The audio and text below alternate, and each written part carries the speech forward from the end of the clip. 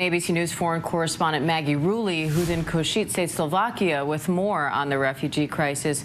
Maggie, Poland has accepted the most refugees in this crisis, but Slovakia, which is much smaller, has still taken in about 250,000 people so far. How are they handling that? Well, Dan, that's what's so interesting. Yes, the numbers are much smaller, but like you said, the country is much smaller as well, and it has a lot fewer resources than Poland. But it's amazing to witness that so many people are still being welcomed here with open arms. Despite the fact that they're scrambling to keep up with this influx, the mayor in Košice even declared a state of emergency a couple of weeks ago, saying that city, which is the biggest city near the border, is already at capacity. He needed help getting these people into homes, making sure they had everything that they needed. And that's when they started sort of building these hotspot centers, Diane. You can see some of the tents set up behind me. Even, this man here picking up badminton rackets. There was a bunch of kids behind me earlier playing sports.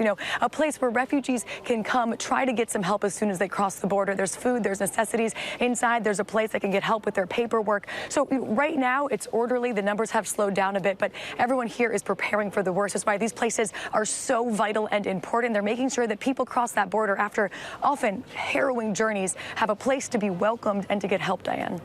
So, Maggie, what are these refugees telling you about how they got there? Yeah, they're kind of getting here any way that they can, Diane. Some trains are still running. There are evacuation trains, but a lot of people get into Slovakia by driving or being evacuated to the border, and then actually walking across the border and getting into buses on the other side, being brought to places like this and other camps. We met one family that did that trip. We met them near a train station. They had come all the way from Donetsk. That's in the eastern region of the country. It has been incredibly hard hit in this war. They had 3 little kids, and there was an emotional moment outside the train station with them, Diane. There was actually a man there making balloon animals for all of the kids. And, for a moment, you could just see all the joy on the kids' faces. One of their little daughters, her name's Masha, she got this cute, purple flower, and you caught her playing with her friends. They were having a sword fight with their flower balloons. And it felt like kids playing.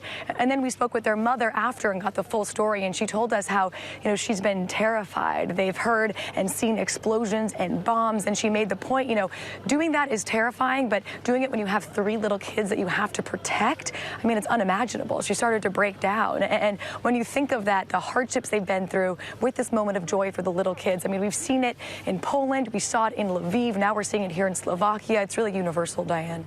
Now, Slovakia had a very strict asylum policy, but it's opened its arms now to Ukrainians since the war broke out. So what made them change that stance, and are they prepared for more refugees to come in?